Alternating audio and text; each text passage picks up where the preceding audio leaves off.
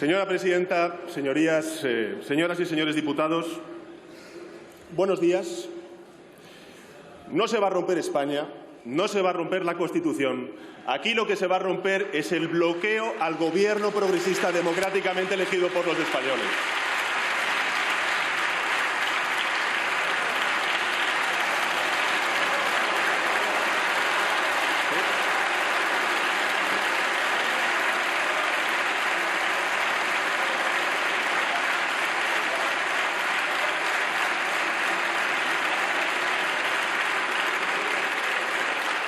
Señorías, comparezco ante este Congreso de los Diputados en virtud del artículo 99 de nuestra Constitución, al objeto de obtener la confianza mayoritaria de esta Cámara para poder ser investido presidente del Gobierno.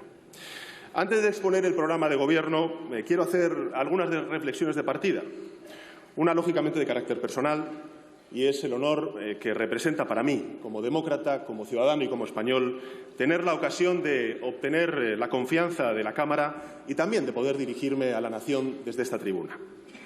Otra es de carácter político, directamente vinculada a lo que este momento representa, y es el punto de partida de un nuevo tiempo en España, en el que todos los que estamos aquí presentes estamos llamados a participar. Unidos a estos dos sentimientos, permítanme también trasladar un agradecimiento sincero. En primer lugar, al conjunto de la ciudadanía, por su paciencia y por su compromiso con la democracia. Los datos de participación en todas las citas electorales que ha habido en el año pasado así lo atestiguan, evidencian la fortaleza de la democracia española.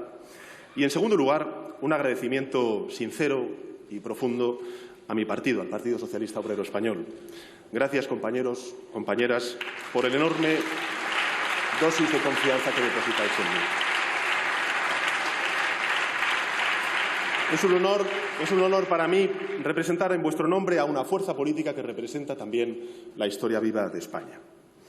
Señorías, el pasado 10 de noviembre, los españoles fueron de nuevo a las urnas y señalaron una preferencia clara.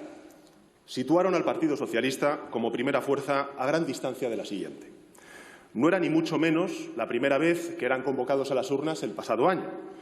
Han votado 5 veces en el año 2019 y en las 5 elecciones el Partido Socialista ha obtenido una mayoría clara en relación con la segunda fuerza política. No solo el PSOE es la fuerza más votada y por ello quien tiene un mayor número de representantes tanto en el Congreso de los Diputados como en el Senado. Con los resultados de las últimas elecciones y una vez manifestada la posición de cada formación, no cabía otra mayoría parlamentaria como la que hoy vamos a presentar. Aunque ya hemos visto que sí se puede haber una mayoría de bloqueo suficiente para impedir que se forme cualquier gobierno. Pero las elecciones arrojaron también, señorías, otro resultado sobresaliente, y es que los españoles y españolas, al elegir a sus representantes, repartieron sus preferencias electorales entre 19 fuerzas políticas diferentes, el mayor número de partidos representados en la Cámara Baja desde la historia o desde el inicio de nuestra democracia. Quiero decir esto y subrayarlo porque esa es la voluntad de los españoles y españolas. Y nos corresponde a los 350 diputados y diputadas que estamos aquí presentes, a todos nosotros, traducirla en gobierno. Insisto, no somos nosotros quienes hemos decidido la conformación de esta Cámara. Han sido con su voto los españoles. Y nosotros lo que tenemos que hacer en estos 4 días de investidura es traducir su voluntad en gobierno y no en bloqueo. Nuestra Constitución atribuye, señorías, a las Cortes Generales la función de representar a la ciudadanía, porque es en ella donde reside la soberanía de la nación. Pero también demanda de ellas algo más, la misión de formar gobierno que ejerza la función ejecutiva y dirija la política interior y la política exterior de nuestra nación. No hay gobierno sin Parlamento, pero tampoco puede haber un Parlamento que funcione indefinidamente sin gobierno. Para funcionar plenamente, el mecanismo de la democracia necesita de todas sus piezas. Por esa razón, señorías, acepté el encargo del jefe del Estado y por esa razón comparezco hoy ante ustedes con la esperanza de obtener la confianza mayoritaria de la Cámara. Señorías, represento a un partido que tiene 140 años de vida. Nació cuando en España solo tenía derecho a votar el 3% de la población, porque para ejercer el derecho al voto se requería, en primer lugar, ser hombre y, en segundo lugar, ser una persona pudiente. En las elecciones que se celebraron hace 140 años, el Partido Socialista, lógicamente, no obtuvo ningún representante, ni uno solo. Y, sin embargo, un siglo después, al restablecerse la democracia, ha gobernado España en más de la mitad de las últimas 4 décadas. Cuando un partido o cualquier otra institución humana, señorías, perdura de forma tan prolongada a través del tiempo, suele significar 2 cosas. En primer lugar, significa que su existencia hunde sus raíces en sentimientos y en aspiraciones profundas de la sociedad. Que no es un accidente, que no es un producto de las circunstancias pasajeras, sino que da voz a los deseos de millones y millones de españoles y españolas. Pero esta longevidad del Partido Socialista tiene también un segundo significado. El partido en cuyo nombre les hablo es una institución que ha superado desde sus inicios las más diversas situaciones, propicias y también adversas.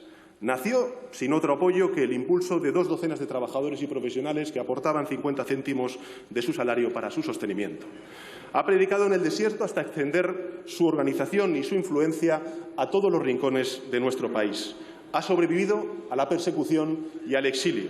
Es un partido que no se rinde, que no desfallece. Es un partido que ha conocido todo tipo de situaciones y las ha encarado todas con ánimo de superación.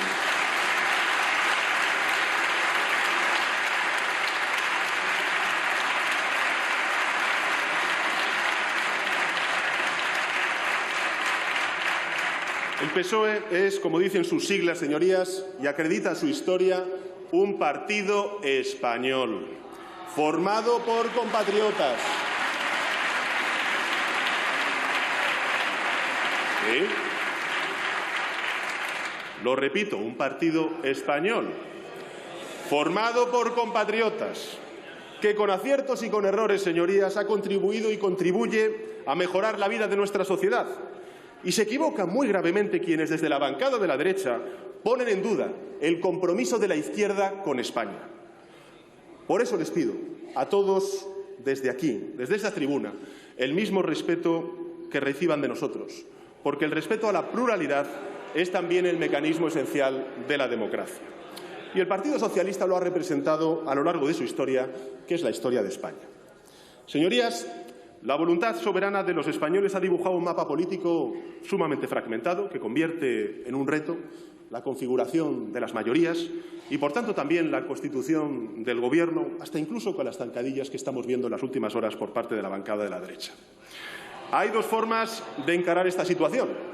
Una, pues, es la cómoda y consiste en refugiarse en la pureza de las creencias propias, en inhibirse, en evitar correr cualquier riesgo y en esperar que sean otros quienes aporten la solución.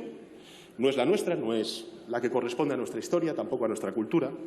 Nuestra opción pasa por asumir la realidad parlamentaria salida de las urnas y construir con ella una solución.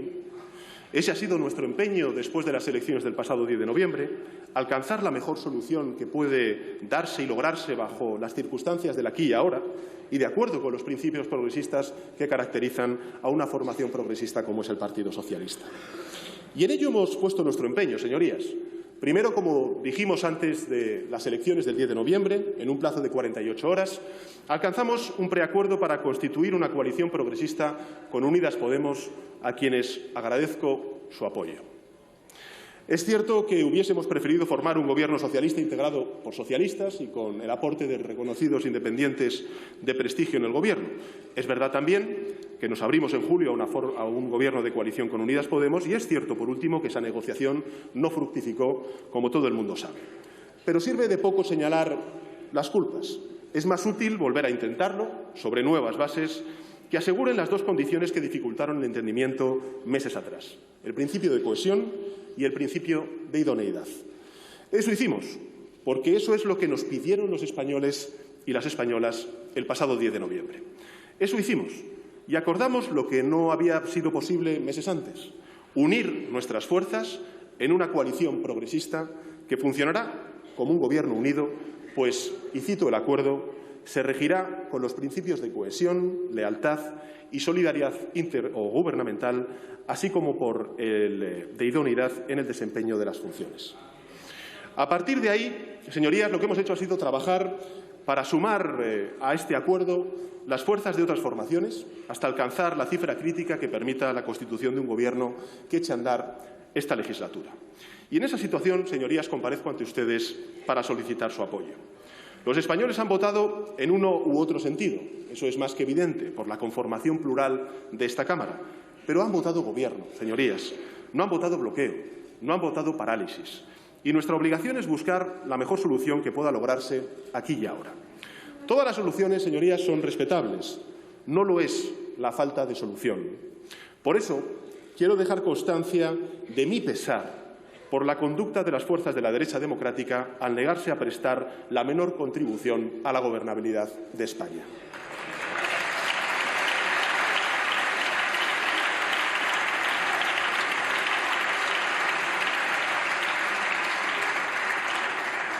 Menos aún, señorías, se entiende que agiten los peores presagios sobre el porvenir de España y a la vez se nieguen a evitarlos. No comparto ni remotamente sus terrores, señorías, pero si son sentidos y no fingidos, no alcanzo a entender cómo es posible que no muevan un dedo para evitar que sucedan. Al concluir esta sesión de investidura se producirá, señorías, un voto. Y ese voto expresará tres posturas. De un lado se perfilará la España que avanza, que trasciende sus diferencias y se une para avanzar formando una coalición de progreso, diálogo y justicia social. En medio, quienes no quieren sumarse a ese avance, pero al menos no lo impiden con su abstención. Y de otro lado, una coalición curiosa, señorías, variopinta, en la que figuran desde la ultraderecha, la derecha, hasta quienes se dicen antisistema y también los nacionalismos más intransigentes de uno u otro signo. Es, en definitiva, la España que bloquea, sin alternativa, sin solución, sin horizonte, sin respuesta, solo no. Señora presidenta, señorías, en resumen, del mapa de este Parlamento pueden sacarse varias conclusiones que me gustaría compartir con ustedes. La primera, que los españoles, y se lo recuerdo a la bancada de la derecha porque parece que lo olvida, que los españoles han señalado al Partido Socialista como primera fuerza, no una, sino 5 veces en el año 2019. Y, por tanto, a nivel general, lo que quieren es un gobierno progresista liderado por el Partido Socialista. Segunda, que los españoles y las españolas han distribuido con equilibrio su voto y han otorgado también a las derechas una representación significativa. Por tanto, quieren acuerdos amplios, transversales, que rompan la lógica estéril de los bloques y que ofrezcan el futuro de concordia que necesita y demanda España. Y tercera, que los españoles han ampliado su representación en un buen número de formaciones de carácter territorial. Por tanto, quieren que superemos las tensiones territoriales que arrastran nuestro país y, en particular, que superemos el conflicto político que desde hace demasiado tiempo erosiona Cataluña y enturbia las relaciones entre Cataluña y España.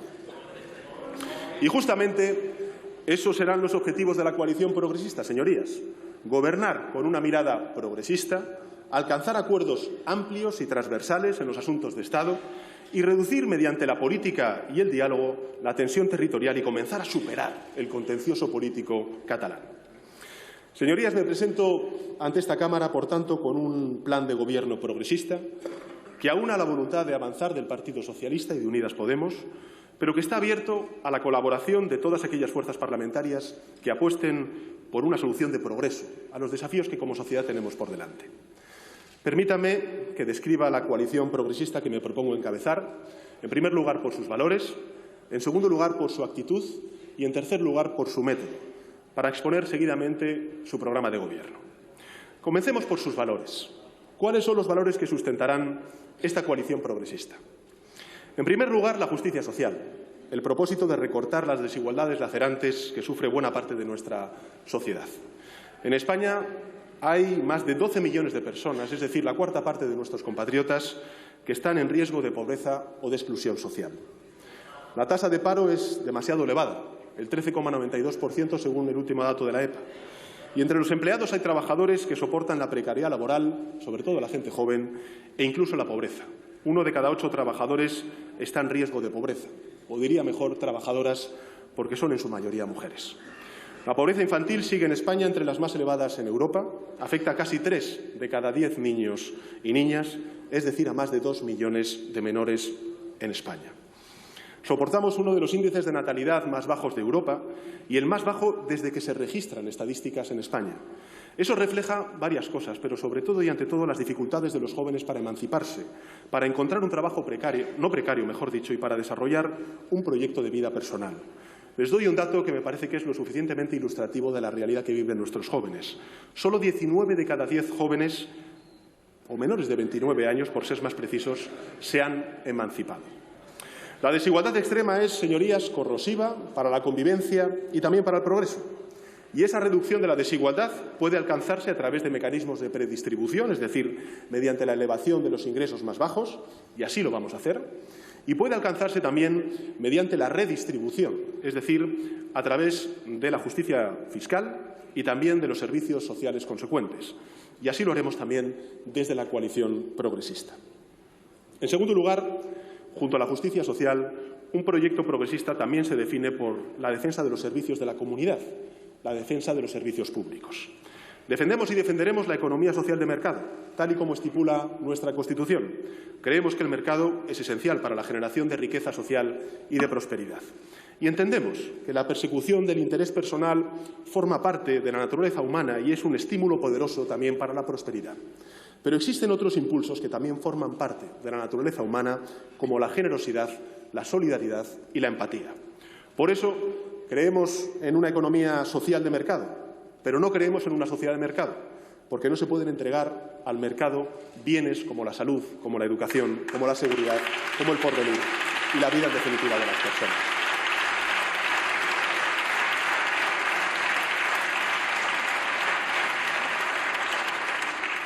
Señorías, tanto como creemos en la iniciativa privada, creemos también en los servicios públicos universales. Hablo, por ejemplo, de la educación. Hablo, por ejemplo, de la sanidad, que han sufrido en la última década recortes que se han traducido en un deterioro que se plasma, por ejemplo, en el aumento de las listas de espera, en copagos o en la externalización de servicios públicos.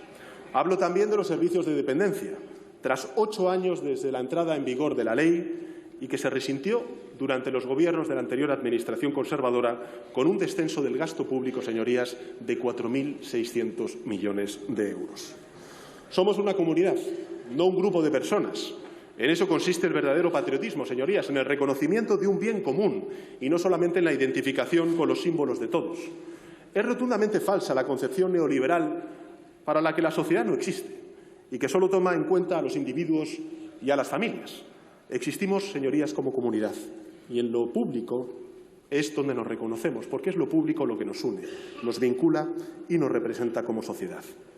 Es verdad que los símbolos son importantes para los seres humanos, pero lo son precisamente por aquello que simbolizan. España, para nosotros, es la educación pública de nuestros hijos, son las pensiones públicas de nuestros mayores, es el cuidado sanitario público de nuestros familiares. España es el socorro de nuestros vecinos en las catástrofes, la comodidad de nuestros desplazamientos, la seguridad en nuestras calles. España es también los impuestos que pagamos solidariamente para costear todo ello. El dinero no siempre está mejor en el bolsillo de quien posee una fortuna, como estamos escuchando últimamente. A menudo el dinero está mejor, por ejemplo, en las escuelas públicas, en las bibliotecas, que nos hacen más sabios, en los hospitales que nos mantienen más sanos, en las vías que nos comunican, en las pensiones que amparan nuestra vejez, en las comisarías y en los juzgados que garantizan los derechos y las libertades.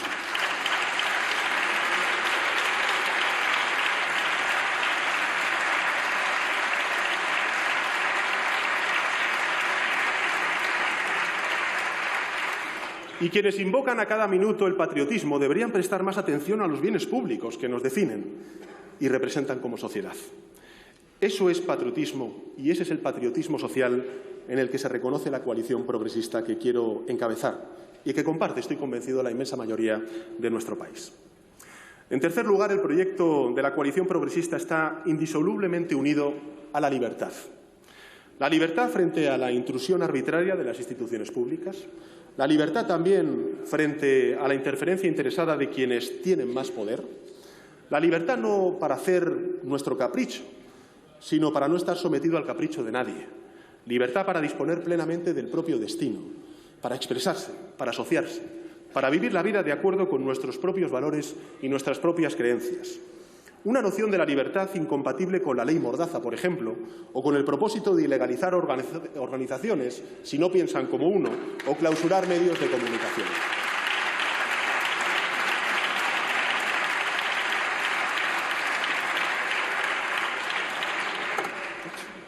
Una libertad para vivir plenamente y para administrar con dignidad el fin de la propia vida. Una libertad para realizarse sin sufrir discriminación y menos aún violencia por el hecho de ser mujer. Una libertad para no soportar persecución ni postergación por la orientación sexual. Una libertad para no ser relegado por la raza o menospreciado por la procedencia. Una libertad plena, incompatible con el machismo, con la homofobia, con la xenofobia o con el racismo. Una noción plena y valiente de la libertad porque nunca ha habido nada opuesto a la valentía como atacar a las mujeres o a los menores, ni nada menos noble que perseguir a los diferentes. Una noción de la libertad que se inspira en el humanismo, en la defensa del valor de la vida humana, y que no se detiene en nuestras fronteras, sino que se proyecta en el socorro de quienes precisan del auxilio de España y de Europa.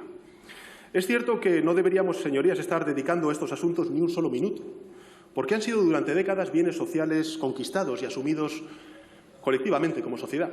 Pero, por desgracia, vivimos un tiempo doloroso en el que se vuelve a cuestionar algo tan elemental como los derechos humanos. Hay que volver a recordar a Bertolt Brecht cuando se preguntaba qué tiempos son estos en los que vivimos que tenemos que defender lo obvio. Pues seguiremos defendiendo lo obvio todo el tiempo que haga falta hasta devolver la intolerancia y el fanatismo a la irrelevancia.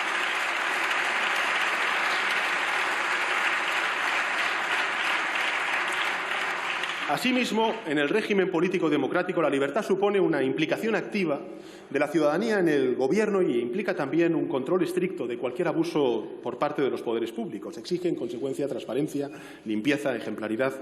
Debemos combatir la desafección política ciudadana con ejercicios claros de transparencia, mecanismos estrictos de control y garantías en la rendición de cuentas. No hay ni habrá ninguna excusa, ninguna justificación, señorías, para ningún comportamiento irregular.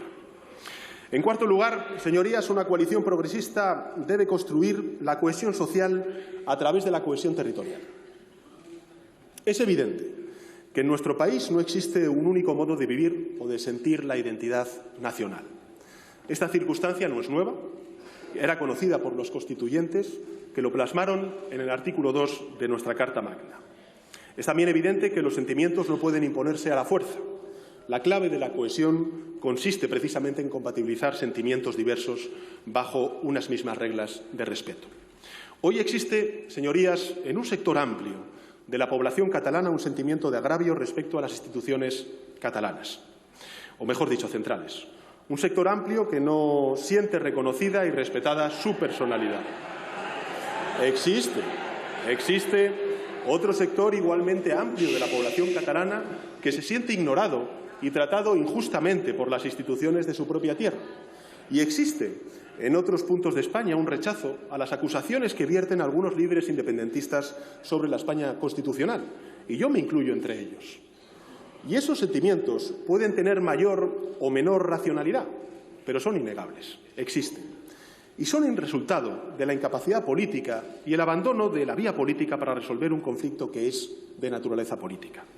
No solo en el acomodo institucional de la diversidad de las identidades que tiene nuestro país, sino de las debilidades y de los desgastes acumulados de nuestro sistema autonómico que debemos corregir. Esta, señorías, es una crisis heredada de la que ya advirtió el Partido Socialista estando en la oposición y que asumimos con toda lealtad constitucional y con toda la responsabilidad institucional para devolver a la política un conflicto político, permitiendo con ello dejar atrás la deriva judicial que tanto dolor y tanta fractura ha causado en buena parte de la ciudadanía catalana y española.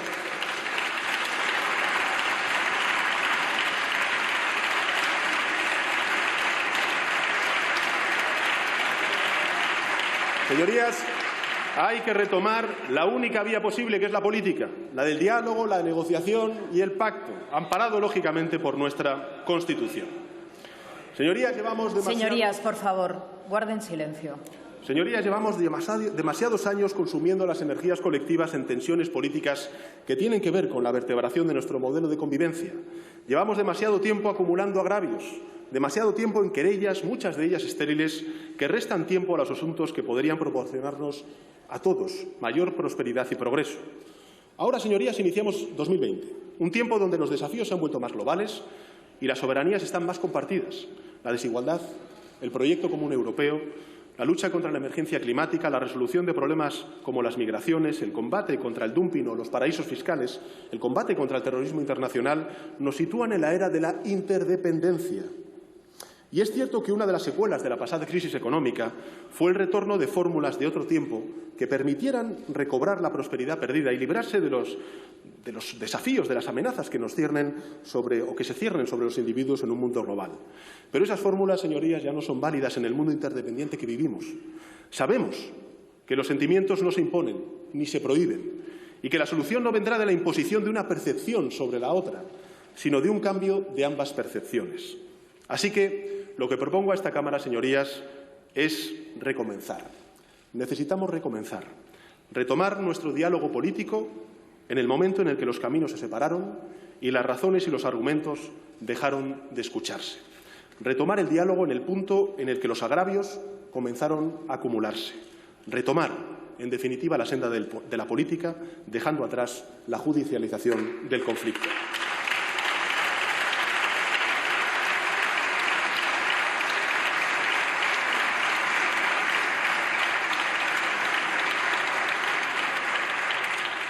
Retomar la senda del diálogo, la negociación y el pacto, porque es nuestra obligación, y es nuestra obligación y nuestro deber, porque se lo debemos a nuestros hijos y a nuestros nietos, que merecen vivir en un país unido en su diversidad, no fracturado y confrontado.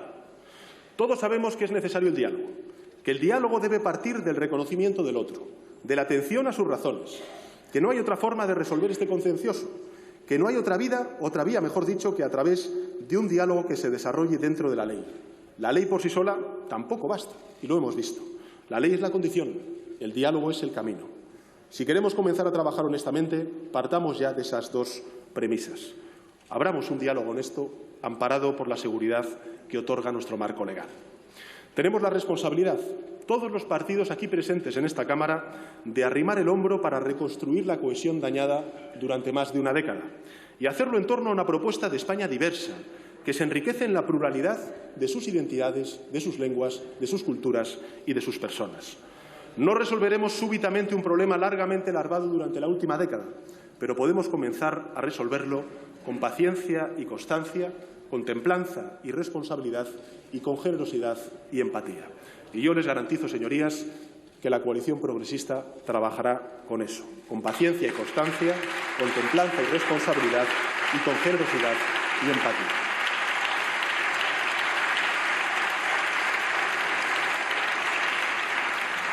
Existe también otro problema territorial, acaso menos agudo, pero mucho más extenso, que tenemos que afrontar con igual esmero, que es el reto demográfico, el de la España que se ha despoblado por la falta de atención. Porque la cohesión territorial es trabajar por crear empleo para aquellos jóvenes del mundo rural que se vieron obligados a buscarse la vida en grandes ciudades o en el extranjero. La cohesión territorial es tener una política de infraestructuras que conecte oportunidades para que nadie se sienta abandonado por las administraciones públicas. Nuestra obligación es llenar a esa España interior que languidece ante la despoblación, el envejecimiento, el desmantelamiento de sus servicios públicos y el empobrecimiento de sus hogares. Y para ello, el Gobierno que aspiro a formar tomará todas las medidas que sean necesarias, como detallaré más adelante. Medidas que, lógicamente, van a contribuir a perfeccionar el mejor modelo territorial que tenemos en nuestra historia, que es el Estado autonómico. Señora presidenta, señorías, estos son los cuatro principios, los cuatro valores cardinales que definirán la orientación de la coalición progresista. Justicia social, defensa de los servicios públicos, libertad y cohesión y diálogo territorial. Si estos son los valores de la coalición progresista, ¿cuál será su actitud? Y respondo sin dudar. Pretendemos gobernar para todos los españoles, sean cuales sean sus ideas y fuera cual fuere su voto. Y pretendemos hacerlo, además, a través del diálogo. La política no puede ser un tapón de la vitalidad de un país que quiere avanzar.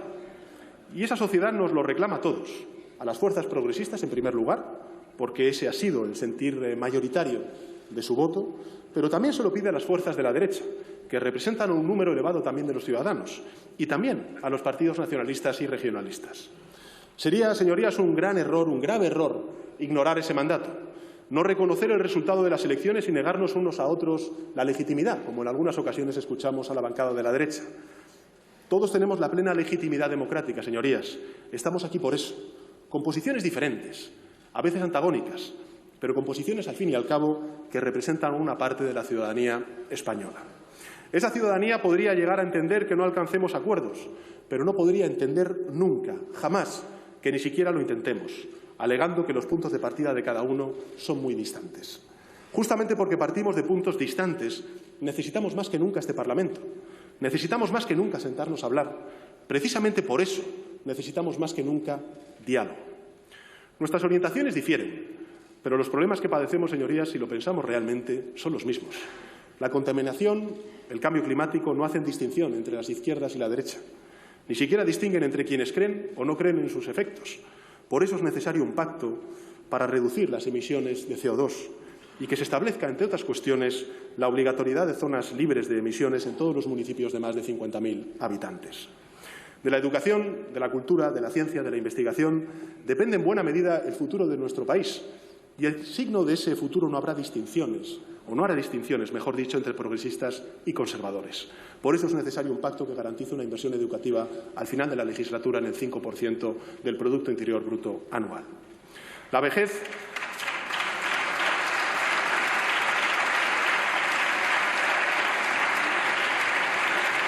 La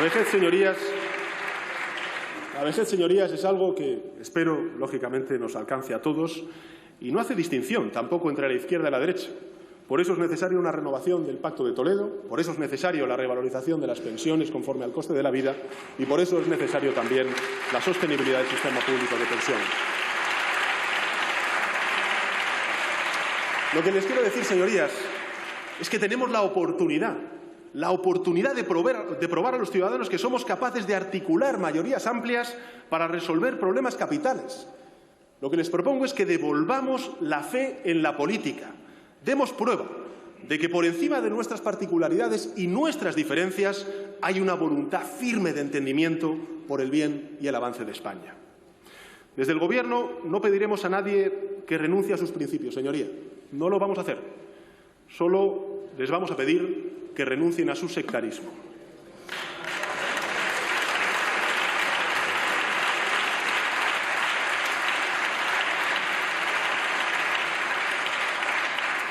En años pasados, señoría, fue muy criticada por estéril la lógica bipartidista que reducía la vida política a una dialéctica de dos grandes partidos. Aún sería peor que cayéramos en una dialéctica de dos bloques cerrados y herméticos. España necesita que se rompan los bloqueos. España necesita que hagamos cosas que hasta hace poco no éramos capaces de hacer. Y así trataremos de hacerlo, señorías, desde el Gobierno. No tenemos enemigos personales en esta Cámara, créanme, no tenemos ningún enemigo personal en esta Cámara. Y nos vamos a esforzar por dialogar con todos y cada uno de ustedes. Vamos a evitar el insulto, el exabrupto. Creemos que la democracia se caracteriza por la palabra como un instrumento de persuasión y es, por cierto, el más poderoso. Nuestros enemigos, señorías, son la injusticia, el odio y el fanatismo. Y el único sentido de un cordón sanitario es precisamente ese, evitar el acceso de las ideas extremistas a posiciones de poder desde la que puedan dañar la convivencia. Por eso cualquier cordón sanitario que se establezca no se va a dirigir a las personas, se dirigirá a las ideas. Por tanto, señora presidenta, señorías, valores progresistas y actitud de diálogo. Y en cuanto al método, permítame que lo resuma en pocas palabras. Será un Gobierno activo, ejecutivo y, en consecuencia, resuelto. Necesitamos un Gobierno que dialogue y que decida. Nos han tratado de convencer, señorías, desde las posturas conservadoras, de que el Estado forma parte del problema y no de la solución. Que el mejor Gobierno es aquel que se esté indolente y se inhibe de los problemas del país. Hemos tenido bastante durante estos últimos 8 años. Ya hemos visto que no es así. En la crisis, por ejemplo, de Cataluña, en las pensiones, en la investigación, en la proyección internacional.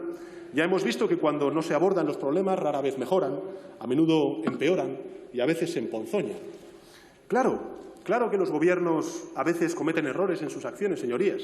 También se equivocan las empresas, también se equivocan los mercados, no son infalibles. Pero el peor error de un gobierno es precisamente no actuar, es cruzarse de brazos. El mundo, señorías, vive una revolución tecnológica, social, climática, y tenemos que darle respuesta. La revolución que queremos promover no precisa de grandes alardes. Esa es la propuesta que nosotros estamos haciendo, no una propuesta de grandes alardes. Se compone de un gran flujo constante de reformas y cambios en la buena dirección. Cambios, por ejemplo, que aumenten la sensación de seguridad de las personas y reduzcan, en consecuencia, el miedo al futuro. Cambios que reduzcan las grandes diferencias de renta que sufren muchísimos españoles y españolas y devuelvan un sentido de comunidad y de confianza a nuestro país. Cambios que reduzcan la tensión y la fractura territorial y alimenten el entendimiento, la comprensión y la concordia entre españoles. Así pues, señora presidenta, señorías, estas serán las señas de identidad de la coalición progresista. En primer lugar, valores, que serán progresistas, actitud dialogante y método activo, ejecutivo y resuelto. Permítame ahora que desgrane con mayor detalle las propuestas concretas y programáticas que transformarán esos valores en hechos y resultados. Hoy aquí nos disponemos a votar algo inédito en la historia democrática de nuestro país. Hoy aquí nos disponemos a votar la primera propuesta de gobierno de coalición de nuestra historia reciente.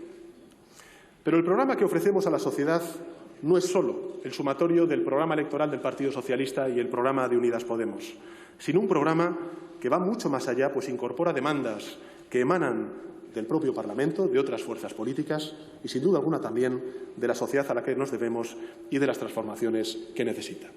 Y les recuerdo cuáles son. En primer lugar, el crecimiento económico, la creación de empleo digno y la sostenibilidad de las pensiones. En segundo lugar, la digitalización de nuestra economía. En tercer lugar, la transición ecológica justa. En cuarto lugar, la igualdad real y efectiva entre hombres y mujeres. En quinto lugar, la justicia social. Y en sexto lugar, el diálogo y el entendimiento de una España unida en su diversidad y comprometida con una Europa fundada en los derechos humanos. Estas reformas conforman nuestra hoja de ruta para el cambio de década que comienza y nuestro país debe iniciar una gran transformación que nos lleve a la España que nos merecemos en el año 2030. El acuerdo de coalición progresista, señorías, distribuye en 10 grandes ejes este amplio paquete de medidas. El programa completo está a su disposición, es público, pero permítame que os voce aquí solo algunas de las medidas concretas más significativas que se incluyen en el mismo. En primer lugar, señorías, el primer capítulo se refiere a la consolidación del crecimiento, a la creación de empleo digno. España, señorías, necesita consolidar su crecimiento económico. Seguimos creciendo por encima de la media europea, esto es una evidencia, pero debemos mejorar las condiciones de competitividad, de productividad y de cohesión para hacer de nuestro crecimiento un crecimiento más sostenible. Esta tríada, competitividad, productividad y cohesión, serán los pilares que justifiquen las transformaciones económicas que abordaremos. De ahí, por ejemplo, que propugnemos un crecimiento que se traduzca en empleo. De ahí que propugnemos un crecimiento que combata la precariedad. De ahí que propugnemos un crecimiento que garantice el trabajo digno, estable y de calidad. Este Gobierno, señorías, cree firmemente en el diálogo social, en el diálogo y en el acuerdo social. Por eso proponemos reconstruir consensos rotos, derogar la reforma laboral del año 2012.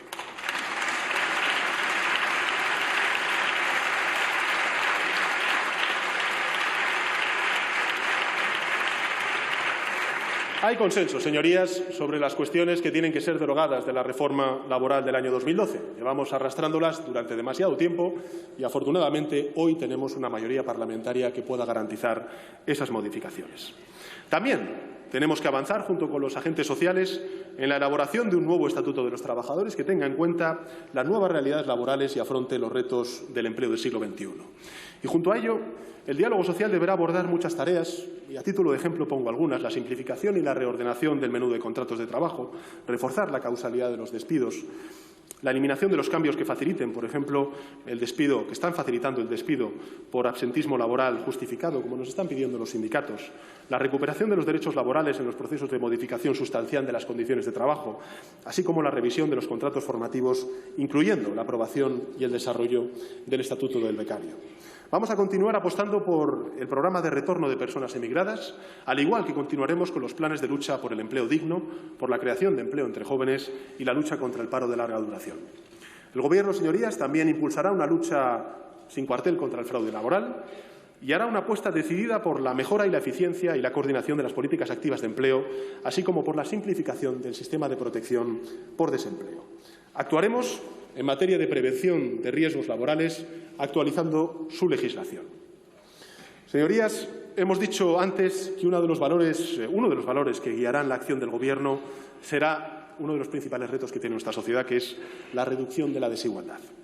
Y en ello se acometerá desde la redistribución de la riqueza y las rentas, pero también mediante mecanismos de predistribución, como decía antes, y, por tanto, es decir, con base en el incremento de las rentas más bajas. Lo que quiero decir es que, gracias a ese diálogo social, fijaremos el horizonte de alcanzar el salario mínimo al final de la legislatura en el 60% del salario medio en nuestro país.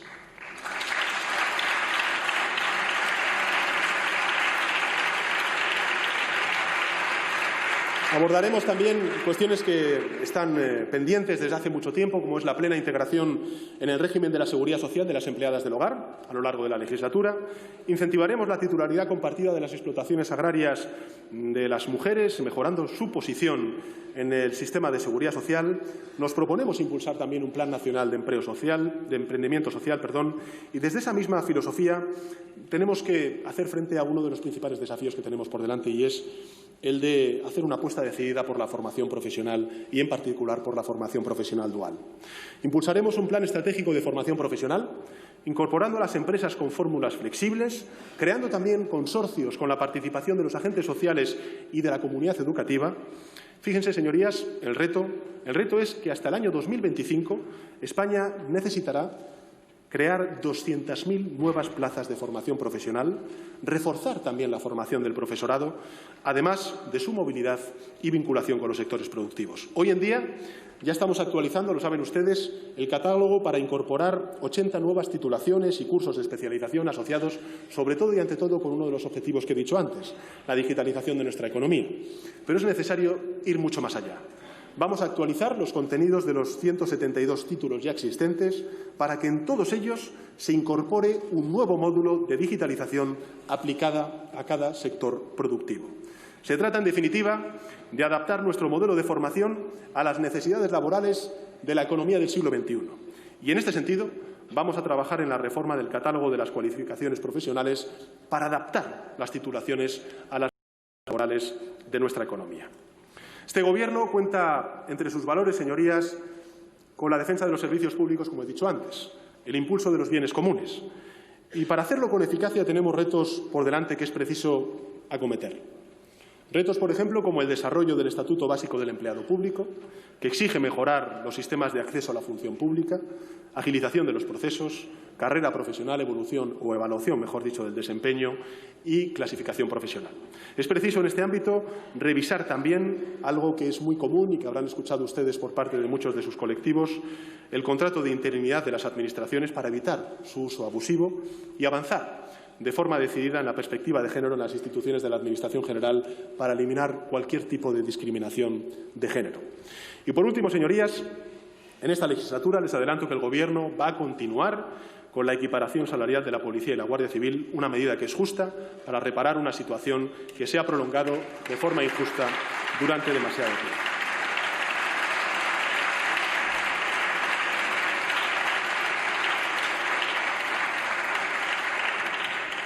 El segundo capítulo, señorías, es la justicia fiscal y el equilibrio presupuestario, que son dos caras de la misma moneda.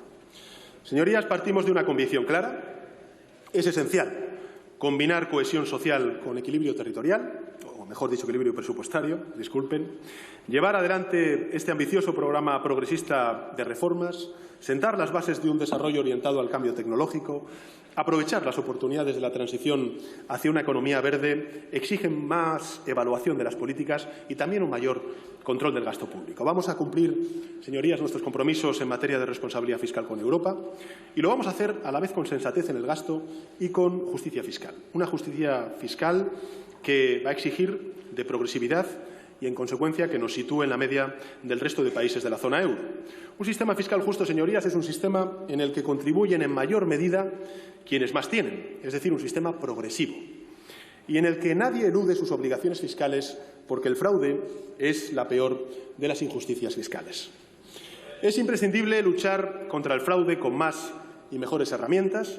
Por eso les anuncio que vamos a impulsar una ley de medidas de prevención y de lucha contra el fraude fiscal y vamos a elaborar una estrategia nacional que incluya reforzar los medios, actualizar la lista de paraísos fiscales y potenciar la prevención mediante la lista de morosos de la agencia tributaria. Y, asimismo, vamos a impulsar algo que hizo el anterior Gobierno y que vamos a prohibir por ley, y es el de que se puedan aprobar en un futuro amnistías fiscales.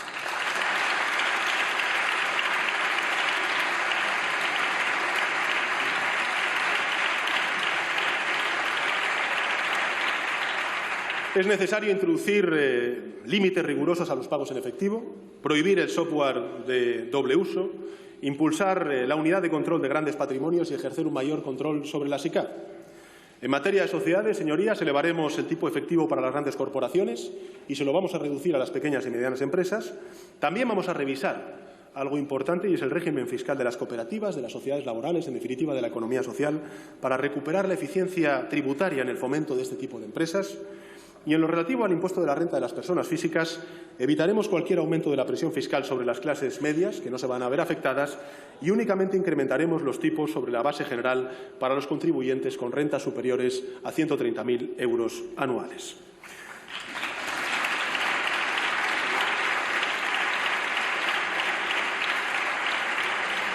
Promoveremos la fiscalidad digital, tal y como demandan las recomendaciones de la Unión Europea, e impulsaremos la tasa Tobin, como tienen otros países europeos. Señorías, es el momento de apostar por un futuro verde y la fiscalidad es un instrumento más para lograrlo. El objetivo último será desincentivar comportamientos nocivos para el medio ambiente y tendrá una premisa clara, y es evitar que cualquier cambio normativo impacte sobre las clases medias y trabajadoras. Y en este ámbito, también a nivel europeo, seguiremos promoviendo el establecimiento de mecanismos de compensación de CO2 en frontera para las importaciones. Es esencial abordar la modernización de nuestro sistema fiscal con criterios de justicia y eficacia para los ingresos. Yo creo que esto es un diagnóstico que podemos compartir la mayoría de esta Cámara. Pero si tenemos que poner al día y asegurar la eficiencia de los ingresos, aún debemos mostrarnos más vigilantes en el control del gasto. En definitiva, ser más eficientes en nuestra gestión para que las transferencias de renta desde lo público cumplan los fines para los que fueron concebidas. Señorías, el tercer capítulo se refiere al impulso de la industria, de la pyme, de la economía social a la cual antes me he hecho referencia, a los autónomos y al sector primario para reforzar nuestro tejido productivo en el marco de la revolución tecnológica. España tiene, señorías, la posibilidad real de estar en el grupo de países que lidere la cuarta revolución industrial. Pero para lograrlo debemos acometer reformas y prestar atención especial a algunos de los segmentos que sostienen nuestro tejido productivo, como es la economía social, como son las pequeñas y medianas empresas y como son también los trabajadores autónomos que representan a más de 3 millones de españoles. Les expongo a continuación algunas de las medidas que queremos impulsar durante los próximos 4 años. Continuaremos fomentando el ecosistema español de innovación, apoyaremos decididamente a las pymes y todo ello dentro de la estrategia España-Nación Emprendedora. Para ello vamos a potenciar el papel del CEDETI como principal agente dinamizador de la innovación en nuestro país y vamos a apoyar también la transformación digital de las pymes a través de la aprobación de un marco estratégico Pymes 2030. Una pieza esencial de la política productiva es el impulso a la ciencia, a la inversión en I+D+I. Vamos a aumentar la inversión pública en I+D+I civil por encima del incremento del límite del gasto no financiero del Estado, avanzando hacia los objetivos comunitarios de inversión total, pública y privada. Es preciso, señorías, facilitar la contratación de personal en los centros de investigación públicos, aumentar becas predoctorales, contratos postdoctorales, mejorar las condiciones del personal investigador predoctoral, equiparándolos, en definitiva, en derechos y apostando por la estabilización profesional. Es prioritario, señorías, desarrollar la Ley de Ciencia, que lleva sin desarrollarse desde el año 2011, con el refuerzo de la transferencia de conocimientos y simplificación del trabajo de los investigadores de los organismos públicos. Y habrá que aumentar recursos, sin duda alguna, pero también orientarlos con más eficacia desde una óptica plurianual para aprovechar mejor el talento y la continuidad del personal. España puede y debe ser un país para la ciencia y será un país para la ciencia, para la innovación y para el conocimiento. El comercio, cambiando de tercio, señorías, no debe estar ausente de la ola de modernización que necesita nuestro país y presentaremos un plan de modernización del comercio minorista que impulse la digitalización y la adaptación a las nuevas tecnologías. La internacionalización de la economía española es clave para conseguir un crecimiento más sólido, más saneado, y para potenciarla vamos a impulsar un plan de acción para la internacionalización 2020-2021 que modernizará los instrumentos de apoyo financiero e introducirá también la sostenibilidad como criterio, como elemento transversal en la política de internacionalización que ponga en marcha el sector público español. El Gobierno, señorías, se compromete a mejorar la cobertura y a fijar cuotas más justas a los trabajadores autónomos. Procederemos a una equiparación gradual de los derechos de este colectivo con los de los trabajadores por cuenta ajena y se establecerá un sistema de cotizaciones por ingresos reales con mayor protección social en caso de empleo, enfermedad o jubilación. España necesita, señorías, también aumentar el peso de su industria en el conjunto del Producto Interior Bruto y para ello se va a crear un plan de desarrollo industrial que sirva para mejorar la competitividad y crear empleo de calidad. El Gobierno, señorías, activará los recursos del Estado para garantizar la continuidad, que es importante, de aquellas empresas que sean una fuente fundamental de empleo en sus comarcas. Es decir, vamos a luchar, como hemos luchado durante estos últimos meses, decididamente contra las deslocalizaciones industriales. Y con la participación de las comunidades autónomas y de los principales agentes económicos o sociales del sector, elaboraremos una estrategia de turismo sostenible 2030 basada en la sostenibilidad y en la implementación de la inteligencia turística. Señorías, son muy importantes para este Gobierno las condiciones de vida del mundo rural, al cual antes he hecho referencia, en el ámbito de la repoblación y de la lucha por el reto demográfico y, sin duda alguna, también el sector primario en su conjunto. Por ello, como he dicho en otras muchas ocasiones, cada vez que he tenido ocasión de poder subir a esta tribuna y referirme a ello, defenderemos una política agraria común suficientemente dotada, que sea capaz de garantizar esa triple sostenibilidad económica, social y medioambiental de las explotaciones ganaderas, agrícolas y forestales en España durante el periodo financiero 2021-2027. El campo, señorías, puede contar con el Gobierno de España. Y puede contar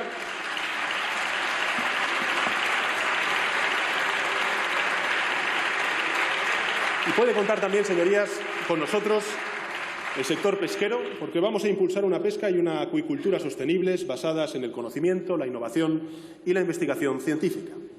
Y, por último, dentro de este capítulo, me gustaría detenerme por un instante siquiera en la revolución digital. Pondremos en marcha una serie de medidas encaminadas a completar el despliegue de infraestructuras digitales con una nueva tecnología móvil, que es la 5G. Crearemos un bono social de acceso a Internet para los colectivos vulnerables e impulsaremos la Ley de Derechos Digitales y presentaremos una ambiciosa estrategia española de inteligencia artificial. Y en todo ello, por supuesto, la Administración pública deberá tener una actitud ejemplar, por lo que caminaremos hacia una Administración digital más abierta, más eficiente, y en este sentido me gustaría destacar la extensión de la carpeta ciudadana en la que cualquier ciudadano o ciudadana podrá acceder a los trámites y todos sus expedientes en relación con la Administración General del Estado. El cuarto capítulo, señorías, se refiere a la lucha contra la emergencia climática. La reciente cumbre del clima COP25 de Chile en Madrid yo creo que nos familiarizó a todos aún más con el gran debate que nos atañe como sociedad. Aquí sufrimos ya, señorías, las sequías que afectan a los campos, a los embalses, los incendios que asolan nuestros montes y la pérdida de biodiversidad en un país enormemente rico en biodiversidad de nuestros ríos y de nuestros mares. Solo hay una conclusión posible, y es que nuestro modelo de desarrollo está obsoleto, ha colapsado, está arruinando el planeta en el que vivimos. El Gobierno que voy a presidir, si la Cámara me otorga esa confianza, estará, no les quepa duda, en primera línea del compromiso con la transición ecológica, la protección de nuestra biodiversidad y la garantía de un trato digno a los animales.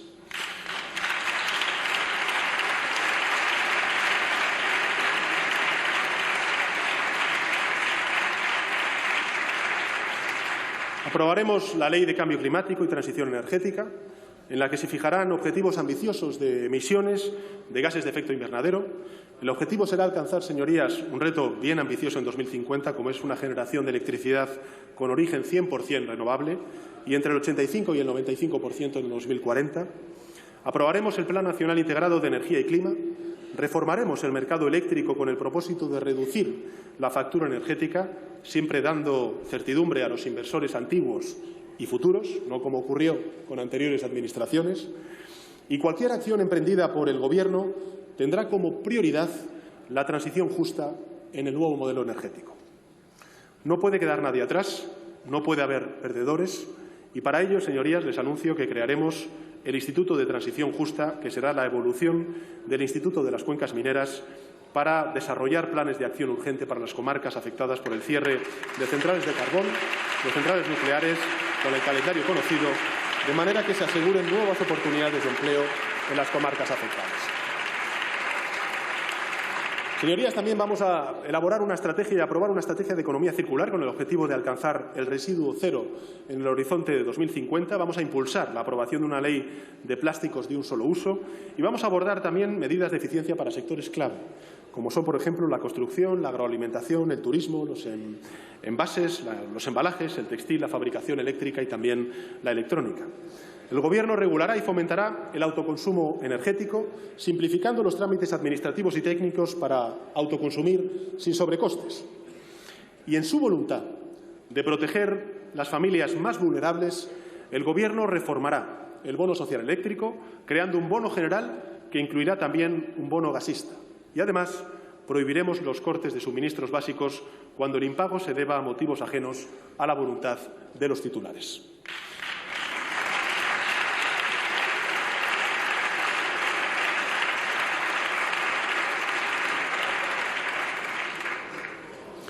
Resulta fundamental afrontar también, señorías, la movilidad sostenible y para ello elaboraremos una ley de movilidad sostenible, la financiación también del transporte público, pondremos en marcha un esquema de ayudas económicas para el vehículo eléctrico e impulsaremos un plan de cercanías 2019-2025, entre muchas de otras medidas en este ámbito.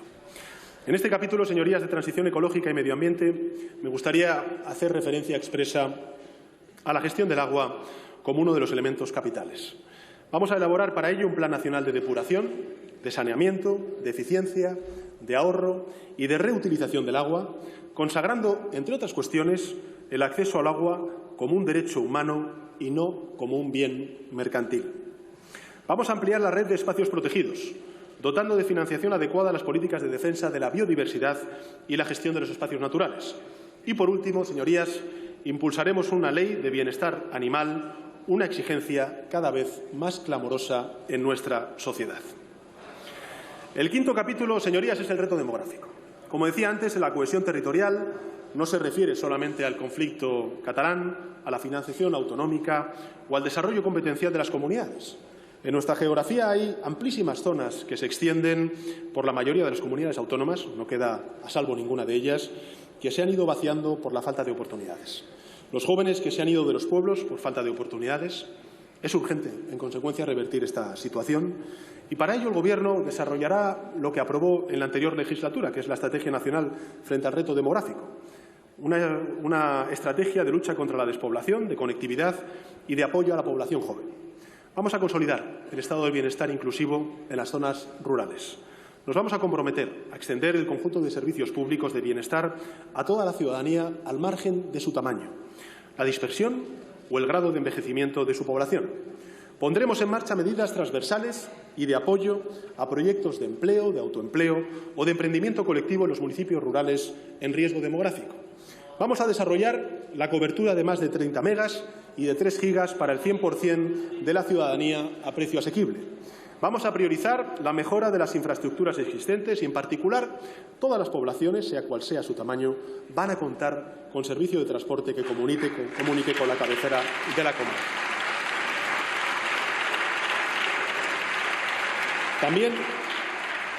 También se va a garantizar el acceso a la atención sanitaria a domicilio cuando no exista un centro local de salud y vamos a garantizar la seguridad en nuestros pueblos con la recuperación de las plantillas de las fuerzas y cuerpos de seguridad del Estado.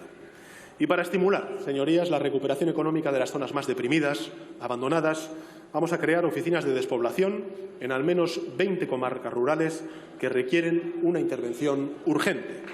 Su función será acompañar a las personas o empresas que quieran instalarse en la zona, facilitándoles los contactos y la mediación en el proceso. Señorías, el sexto capítulo es el impulso de la cultura y el deporte como factores esenciales de vida. El Gobierno quiere asentar la cultura como un derecho y el deporte como una garantía de salud, de integración y de calidad de vida. Queremos impulsar, en consecuencia, la actividad cultural y apoyar la creación, sobre todo en los sectores más jóvenes. El presupuesto para la cultura, señorías, ya les anuncio, aumentará de forma progresiva durante los próximos años. Vamos a completar el desarrollo del Estatuto del Artista, aprobado en este Parlamento por unanimidad, para mejorar las condiciones de los creadores y creadoras. Vamos a crear una oficina de derechos de autoría pública, dependiente del Ministerio de Cultura y Deporte, para optimizar la gestión de los derechos y velar por la protección. Señorías, por favor, guarden silencio. Pondremos en marcha un pacto por la lectura que revitalice al sector del libro. Vamos a defender un modelo de radio y televisión española plural, independiente, pública, transparente y de calidad, que esté orientada al fomento y a la difusión de la cultura española.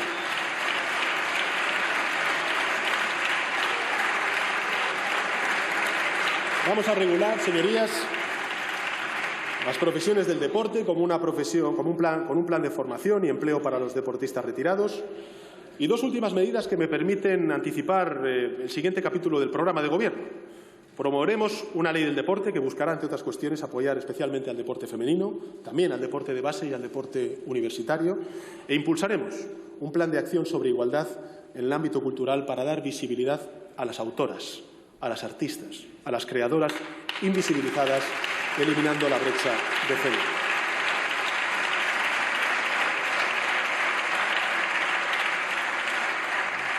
Señorías, una de las señas de identidad de este Gobierno serán las políticas dirigidas a alcanzar la plena igualdad entre hombres y mujeres, y a ellas está dedicada el séptimo apartado de este programa.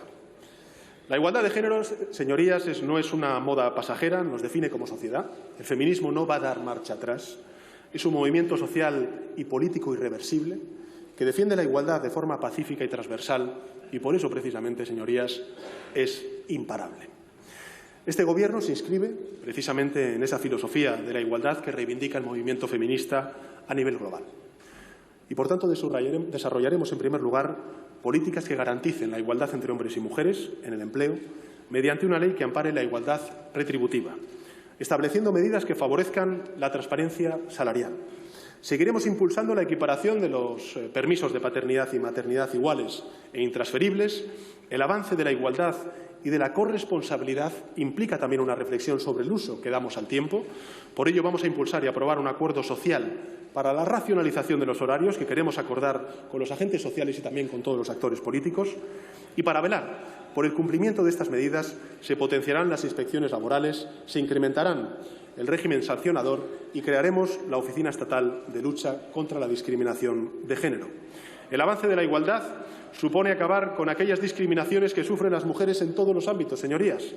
Y así vamos a abordar, entre otras cuestiones, la desactivación de lo que se denomina la tasa rosa, es decir, el incremento de precio de un mismo producto cuando se trata de una versión femenina.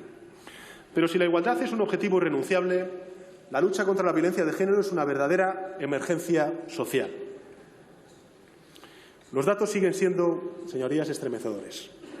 Llevamos más de 50 mujeres asesinadas en lo que va de año. Las cifras de condenados por delitos sexuales llevan aumentando un 10% al año desde 1998. Para luchar contra esto debemos recuperar la vigorosidad con un Gobierno en plenas capacidades y, para empezar, lo haremos por lo preliminar, regulando en el Código Penal que en el consentimiento sexual solo sí sea así.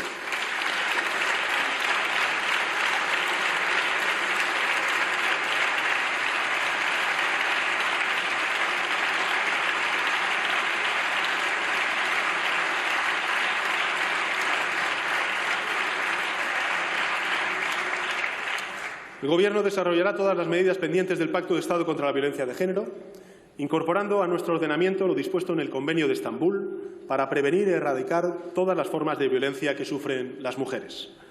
Reforzaremos el apoyo a las que padecen esa violencia con la aprobación de un plan integral de compensación, reparación y recuperación de la autonomía. Estableceremos la suspensión del régimen de visitas de menores por parte de progenitores o tutores legales que estén cumpliendo condena o se hayan dictado medidas cautelares por delitos graves de violencia de género o cometidos en su presencia. Trabajaremos para erradicar la prostitución y erradicar la trata de seres humanos con fines de explotación sexual. A este respecto, se aprobará una ley integral contra la trata de personas con fines de explotación sexual. Y también impulsaremos una protección reforzada de los menores para evitar el acceso a la pornografía en la línea con la normativa audiovisual del Parlamento Europeo. Y, señorías, decimos no a la gestación subrogada. La explotación reproductiva está prohibida en nuestra legislación y por eso actuaremos frente a las agencias que ofrecen estos servicios a sabiendas de que están prohibidas en nuestro país.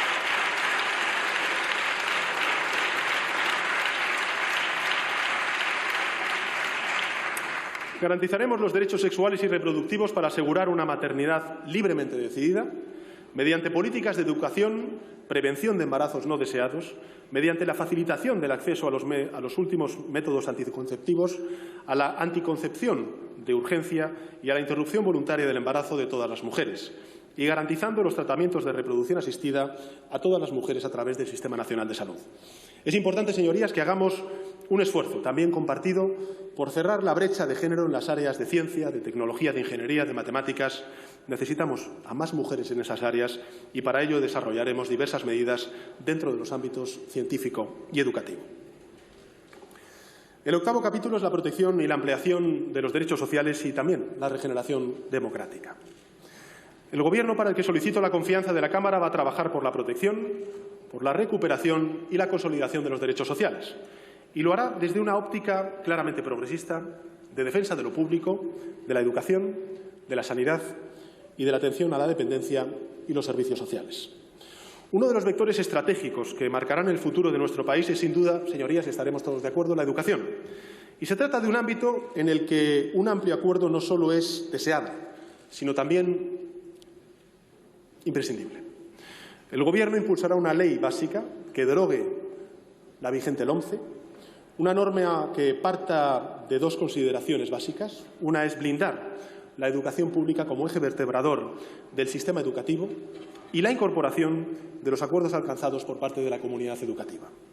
En dicha norma es preciso alinear la formación profesional con el resto del sistema, el refuerzo de la formación en valores, así como también los mecanismos de autonomía y gobernanza de las escuelas. La nueva ley educativa debe garantizar la inclusión, la eliminación de la segregación escolar por las condiciones de origen de los estudiantes, por sus necesidades educativas especiales o por sexo. Señorías, ningún centro sostenido con fondos públicos puede amparar ninguna forma de segregación.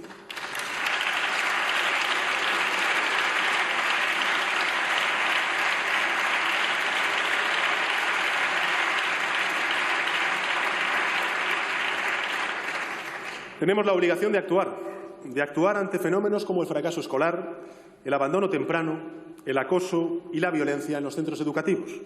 Y lo haremos a través de planes específicos, en cuyo impulso tendrán un papel esencial las comunidades autónomas en virtud del título competencial que ostentan en la materia. Vamos a garantizar la gratuidad real y efectiva de la educación obligatoria para que ninguna familia en situación de vulnerabilidad vea truncada la carrera educativa de sus hijos y sus hijas. La asignatura de religión tendrá carácter voluntario, sin que haya una asignatura alternativa ni la nota sea computable a efectos académicos. Y en ese constante esfuerzo de adaptación,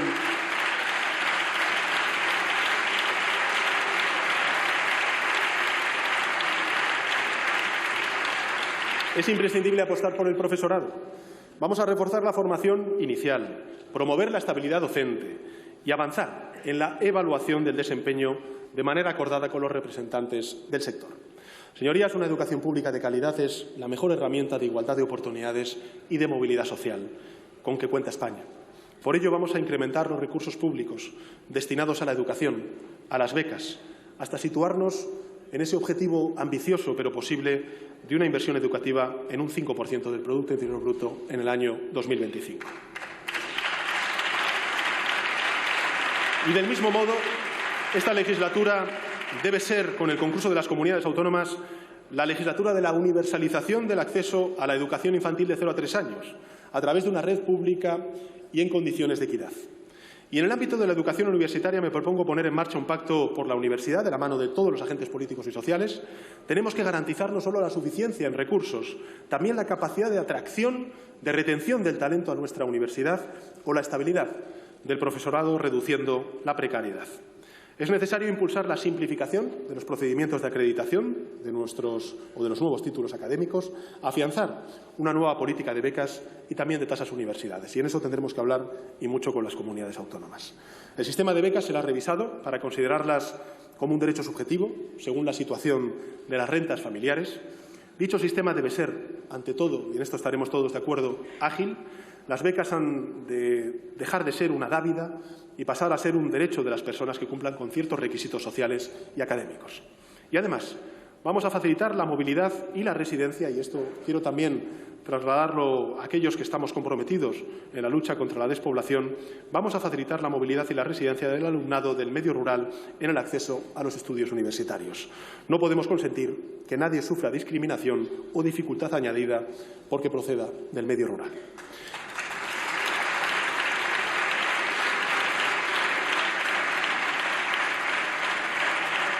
Y en materia sanitaria, el Gobierno, para cuya investidura solicito la confianza de la Cámara, va a avanzar sin demora en la eliminación progresiva de los copagos, empezando por los pensionistas y los hogares con menos recursos y en riesgo de vulnerabilidad.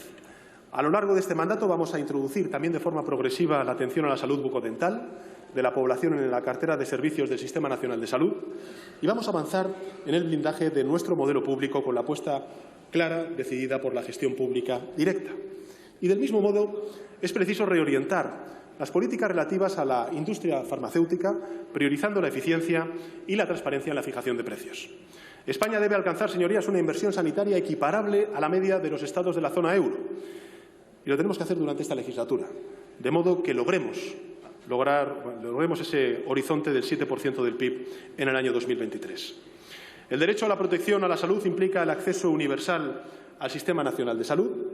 Y por eso también, señorías, vamos a hacer algo que lleva pendiente desde el año 2012, y es extender este derecho a las personas ascendientes que llegan desde países extracomunitarios, reagrupadas por sus hijas e hijos con nacionalidad española, revirtiendo las medidas que en este sentido, como decía antes, fueron implementadas en el año 2012 por la anterior Administración. Y, por último, es preciso avanzar en ámbitos como la implementación del marco estratégico de actualización de la atención primaria, el desarrollo de un sistema de atención temprana, la integración de las necesidades de las enfermedades raras en una planificación global de la cobertura sanitaria o la revisión de la estrategia de salud mental. No quiero concluir este apartado sin una referencia al que considero el mejor capital que tiene nuestro sistema sanitario, que son sus profesionales.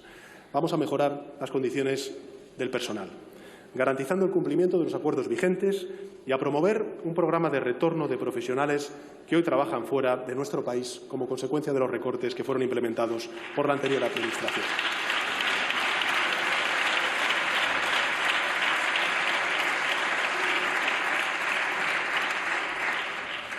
Y en materia de servicios sociales, nos proponemos el blindaje constitucional del sistema público de servicios sociales como cuarto pilar del Estado del bienestar.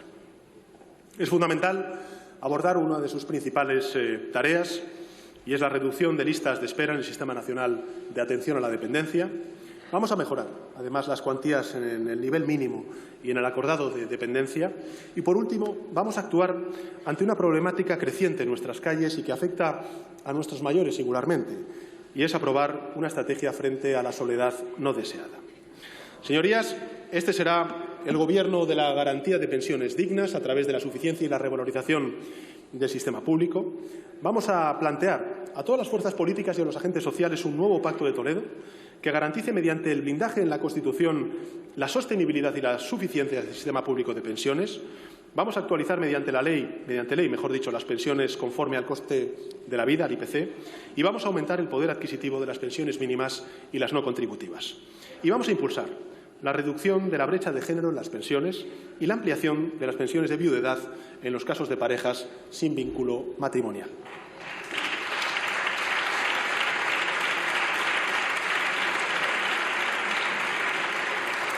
Y a este respecto me propongo impulsar la reforma y la reorganización del sistema de seguridad social en el marco del diálogo social y tenemos, en consecuencia, que propiciar un aumento estructural de ingresos y limitar los gastos impropios del sistema. España, señorías, como he dicho al principio de mi intervención, necesita de un Gobierno comprometido con las políticas de lucha contra la pobreza y contra la desigualdad extrema. Y este Ejecutivo se va a implicar a fondo. Vamos a aumentar la prestación por hijo a cargo para las familias vulnerables y, más adelante, aplicaremos una garantía de renta para las familias sin ingresos o con ingresos bajos. La meta, en consecuencia, señorías, es acabar implantando en nuestro país un ingreso mínimo vital que rescate de la pobreza a los sectores más vulnerables.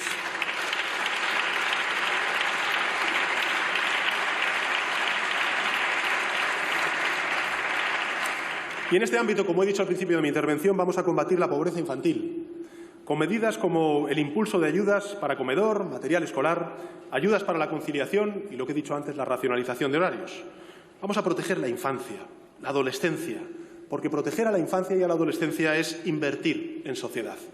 Tenemos que proporcionar las herramientas, pero también tenemos que otorgar la protección necesaria. Y por eso les anuncio que es el momento de culminar, y lo vamos a hacer cuanto antes, la Ley para la Protección Integral de la Infancia y la Adolescencia frente a todas las formas de violencia.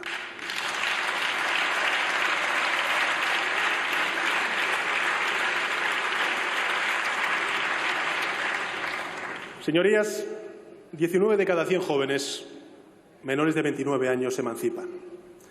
El acceso a la vivienda es uno de los mayores problemas que enfrentamos como sociedad y uno de los campos en los que el mandato constitucional se ve más insatisfecho.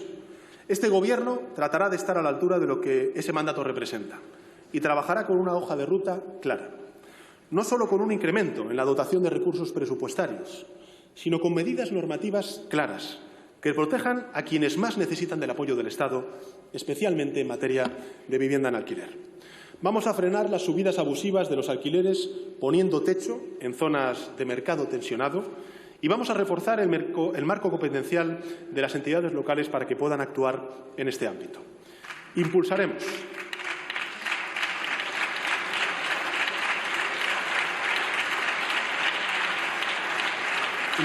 señorías, medidas de realojo inmediato en situaciones de vulnerabilidad.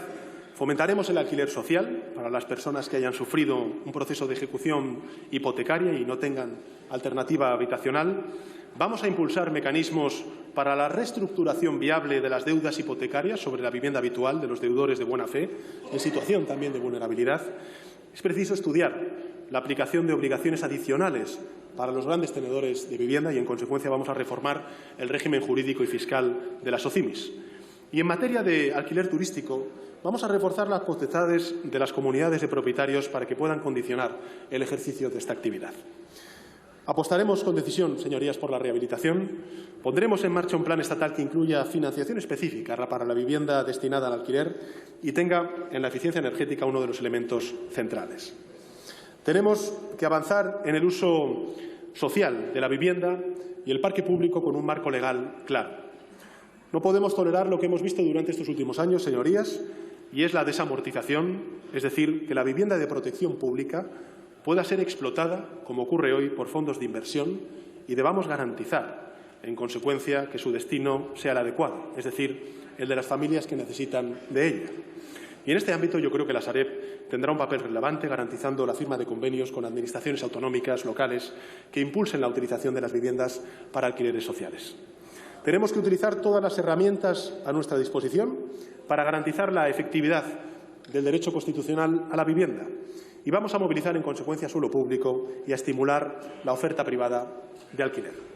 Este Gobierno va a actuar con decisión en otro ámbito que genera preocupación creciente y es el de la prevención de adicciones. Vamos a regular la publicidad de los juegos de azar y apuestas en línea y a introducir medidas de información, gestión y limitación de consumos de juego de azar.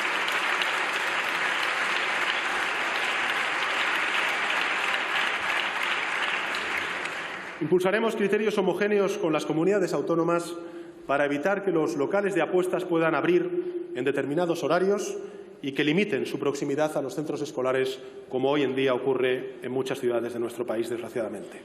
Y vamos a reorientar la tasa de gestión administrativa del juego de los operadores en línea para destinar un porcentaje a iniciativas preventivas de sensibilización y reparación de los efectos negativos de la actividad del juego. Las iniciativas hasta ahora expuestas, señorías, apelan a un cumplimiento de las obligaciones sociales de las instituciones. No queremos expandir indiscriminadamente la presencia de lo público. Queremos un gobierno activo y un Estado eficiente. Pretendemos instituciones eficaces, transparentes, para combatir la desigualdad y luchar por lo que nos une, que es la equidad. Y este último mandato, el de la transparencia, entronca directamente con la regeneración democrática. Señorías, en esta ocasión, o en esta cuestión, mejor dicho, tenemos el deber moral de ser ambiciosos, porque lo que está en juego, en último término, es la propia confianza de la ciudadanía en la política y en sus instituciones. Tenemos la obligación de ponernos de acuerdo para la elección y la renovación de órganos constitucionales y los organismos independientes, y debemos hacerlo, además, primando los principios de mérito, de capacidad, de igualdad, de paridad de género y de prestigio profesional. El Gobierno también elaborará un plan nacional contra la corrupción, reforzando los medios operativos de las fuerzas y cuerpos de seguridad del Estado, estudiando la introducción de nuevas figuras penales, y vamos a aprobar una ley integral contra la corrupción y un estatuto del denunciante que refuerce esta figura esencial para combatir una lacra como esta, que es intolerable para la sociedad.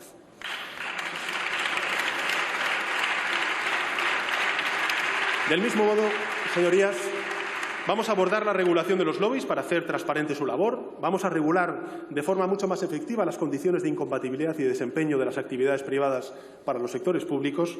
Y también es preciso reformar la Ley de Transparencia y Buen Gobierno y aprobar su reglamento para hacerla efectiva sobre la base de la experiencia que hemos acumulado durante estos últimos años. También es necesario iniciar acciones, mejor dicho, para reforzar la lucha contra los cárteles en la contratación pública, y es fundamental avanzar en la integración de los principios de buen gobierno y de responsabilidad social corporativa en el sector público fundacional y también empresarial.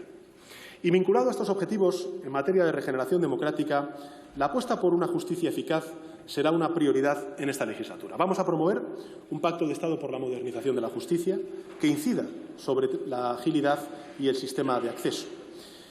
Y vamos a modificar también, señorías, la reforma del artículo 324 de la Ley de Enjuiciamiento Criminal para eliminar el plazo máximo de instrucción, que no es sino una limitación para luchar contra la corrupción política. El noveno capítulo son los nuevos derechos y también, señorías, la memoria democrática. Uno de los grandes éxitos de la España constitucional ha sido la ampliación de derechos, que ha convertido a nuestro país en una sociedad moderna, libre y que sirve de referente internacional. Pero esa tarea no está acabada, señorías. El Gobierno que aspiro a formar se compromete a consolidar España como el país de la diversidad que es, recogiendo las peticiones de la sociedad civil y aprobando en esta legislatura cuantos cambios legales resulten necesarios en pro de los derechos de las personas LGTBI, las personas con discapacidad, con la modificación del artículo 49 de la Constitución, y la convivencia intercultural. Aprobaremos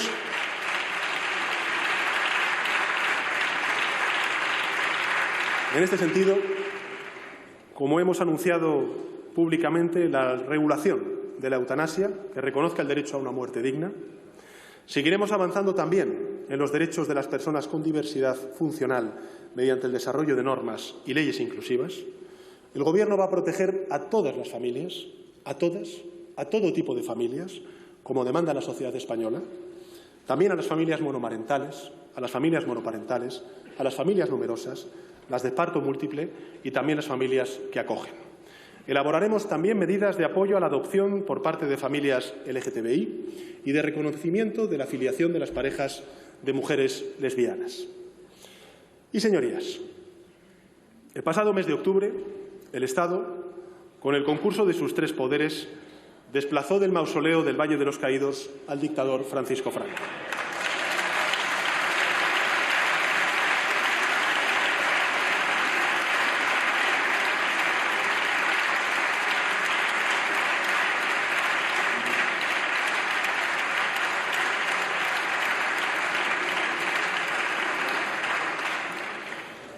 Este hecho simbólico fortaleció a la democracia española, abrió una nueva etapa de reparación, de justicia y de memoria que tiene que servir para empezar a cerrar definitivamente la división entre españoles.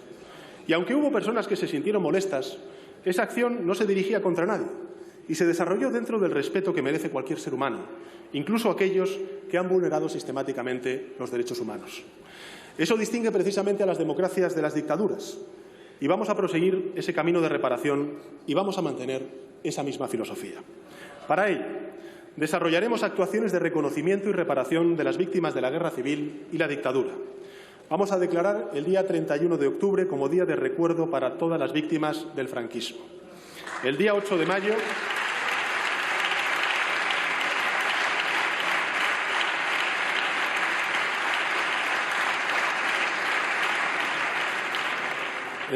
mayo como el día de reconocimiento de las víctimas del exilio. Impulsaremos las exhumaciones de las víctimas del franquismo que continúan en fosas comunes, retiraremos la simbología franquista de los lugares públicos y anularemos las condecoraciones derivadas de acciones represivas ejercidas durante la dictadura.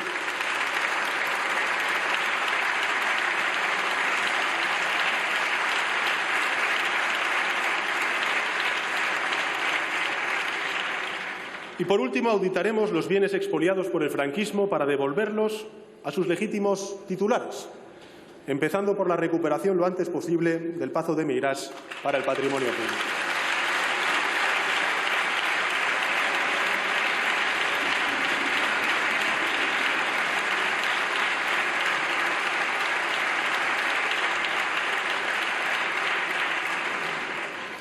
El Gobierno aprobará una nueva ley de seguridad ciudadana que derogue la ley Mordaza para garantizar el ejercicio del derecho a la libre expresión y la reunión pacífica. Este es otro compromiso firme. El Gobierno tiene la voluntad también de avanzar hacia la justicia del sistema electoral, siempre recabando el mayor apoyo parlamentario posible, y en ese sentido vamos a plantear a la Cámara la eliminación del voto rogado. Y otro de los fenómenos más dañinos, para la confianza en la que se asienta la convivencia civil es la proliferación de fake news. La mentira, la calumnia, la falsedad no son fenómenos nuevos, pero la irrupción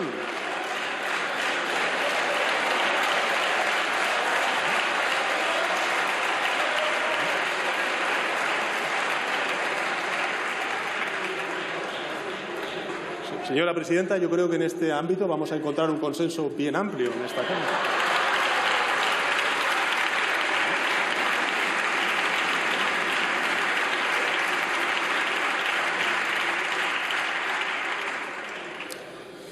Como decía antes, señorías, otro de los fenómenos más dañinos para la confianza en la que se asienta la convivencia civil es la proliferación de fake news.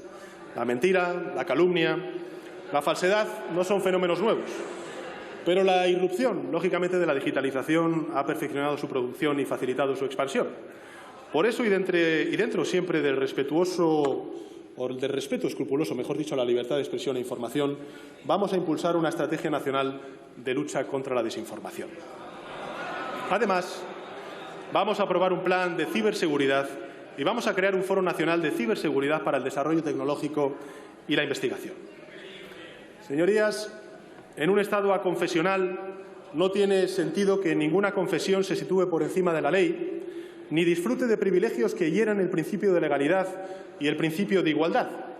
Y por esa razón el Gobierno realizará las modificaciones legislativas oportunas, ya les anuncio, para facilitar la recuperación de los bienes que hayan sido inmatriculados indebidamente por la Iglesia.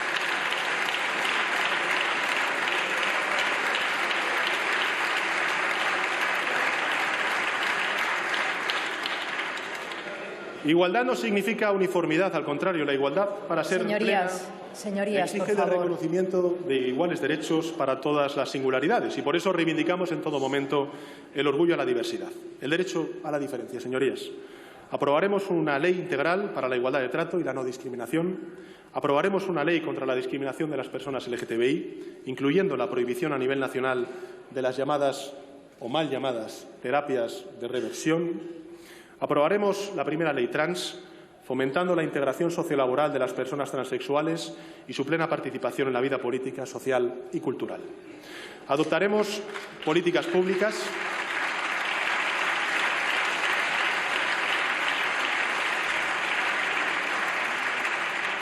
orientadas a mejorar el acceso y la permanencia a la educación y el empleo de la población gitana, e impulsaremos, por último, un marco integral legislativo y político que erradique los discursos y los delitos de odio.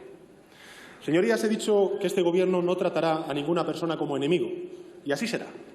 Pero vamos a ser militantes contra la ideología racista, contra la xenofobia, contra la homofobia y contra el machismo.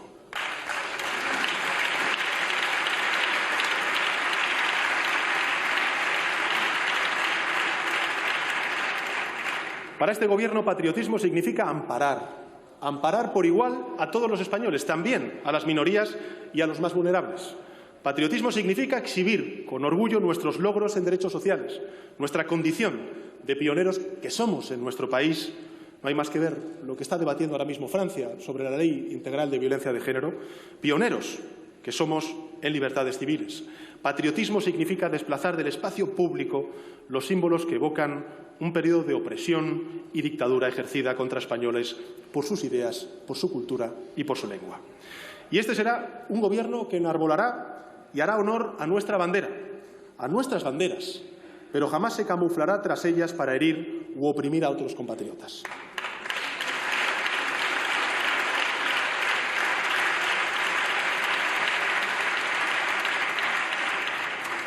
El 10º y último capítulo del programa de Gobierno, señorías, es el reforzamiento de la cohesión territorial, el reforzamiento de nuestro Estado autonómico, el reforzamiento del autogobierno y su desarrollo dentro de una Europa federal en la que se inscribe nuestro futuro.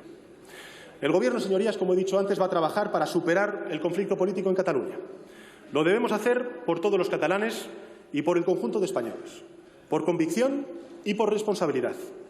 El diálogo siempre dentro de la Constitución será una prioridad absoluta para alcanzar fórmulas de entendimiento y de encuentro. No podemos asumir, señorías, la herida territorial como una dolencia crónica destinada a pasar de generación en generación. La España de las autonomías, la España del autogobierno, es una realidad incuestionable y consolidada, que no admite marcha atrás. Una realidad que ha corrido en paralelo en las últimas décadas con la plena implicación de nuestro país en el desarrollo del proyecto europeo. El marco de organización territorial previsto en nuestra Constitución en su título 8 ha permitido que territorios silenciados durante décadas tuvieran al fin una voz clara. Ha permitido el libre desarrollo de las identidades nacionales dentro de nuestro marco constitucional. Ha perfilado España tal y como es, plural, diversa, democrática, completa de matices que nos enriquecen a todos. España tal y como es, ese va a ser nuestro proyecto político. Y como ha señalado la autoridad fiscal independiente, contrariamente a ciertas creencias que se están poniendo en cuestión por parte de la bancada de la derecha, el modelo de autogobierno ha supuesto una mejora de la distribución territorial de la renta superior a los países de nuestro entorno. Por ejemplo, Francia, con un Estado centralista. El camino, por tanto, no puede ser el de la involución, como plantean algunos, sino el de la mejora, la reforma y la actualización de nuestro sistema, siempre garantizando, lógicamente, la igualdad entre españoles. El nuestro es un modelo complejo, señorías, eso es evidente, pero la complejidad no es más que una manifestación de la diversidad de nuestro país, de nuestra sociedad, y no puede convertirse en un pretexto para no avanzar. Ha de ser un estímulo para el consenso, para el diálogo, desde una premisa clara, y es que se exige voluntad de compartir el poder, no de limitar el poder. O mejor dicho, efectivamente, no de asumirlo solamente una institución. Por eso vamos a mejorar, señorías, los mecanismos de colaboración institucional con todas las comunidades autónomas. Lo hemos hecho durante estos últimos meses. Hemos puesto en marcha todas las comisiones bilaterales que están recogidas en muchos estatutos de autonomía para reforzar la cooperación interinstitucional entre Gobierno central y gobiernos autonómicos. Y también, como consecuencia de que existe un conflicto político que tenemos que resolver, les anuncio que vamos a crear una mesa de diálogo bilateral entre el Gobierno de España y el Gobierno de la Generalitat de Cataluña. Lo vamos a crear, vamos a debatir dentro del marco constitucional y vamos a poner fin a esta confrontación territorial.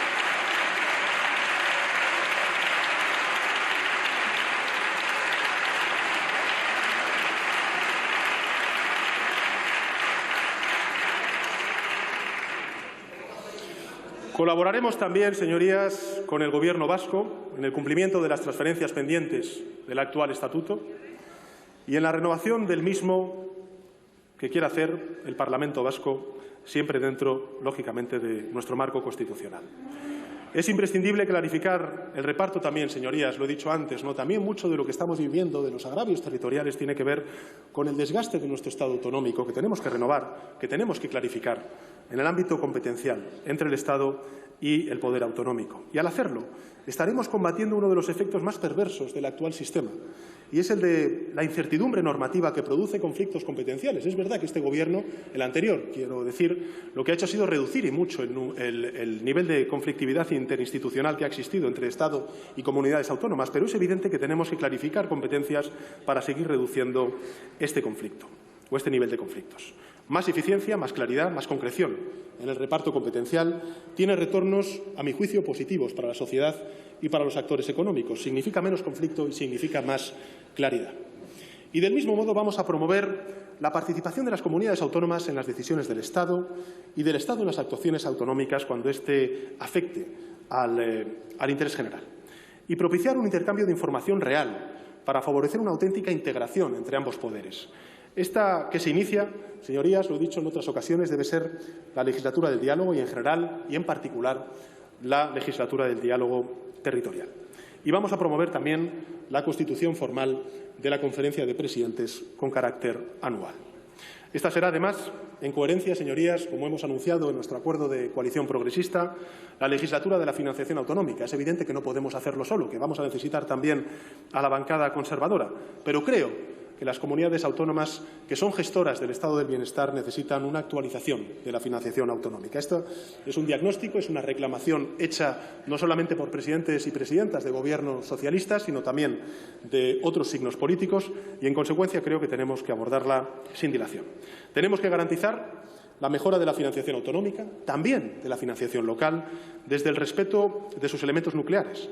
Entre otras razones, porque de ella depende el gasto en materias sociales, como he dicho antes, que son esenciales para nuestro Gobierno, como es la educación, la sanidad o los servicios sociales y la dependencia. El proceso de descentralización en España es inseparable, incluso en términos históricos, señorías, del proyecto de construcción europea.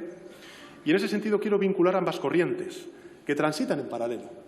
La descentralización del poder territorial en nuestro país y también la construcción europea. Y transitan en paralelo como la manifestación de un gran éxito, que es patrimonio de toda la sociedad española. Una España autonómica, una España descentralizada, una España federal, en una Europa federal y unida. España seguirá teniendo una voz firme en la redefinición del proyecto de integración europea. Vamos a reforzar nuestro compromiso y orientarlo desde el principio, y desde un principio bien claro, que es el de la reducción de la desigualdad, la precariedad y la pobreza.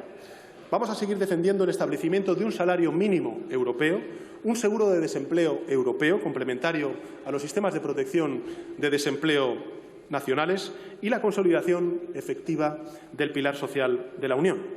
El proyecto europeo tiene que ensanchar sus bases de apoyo, relegitimarse como un instrumento útil para las personas. En definitiva, como una unión en valores que ensalza la diversidad de nuestro continente, de nuestras sociedades y ofrece una plataforma única para influir en un mundo globalizado.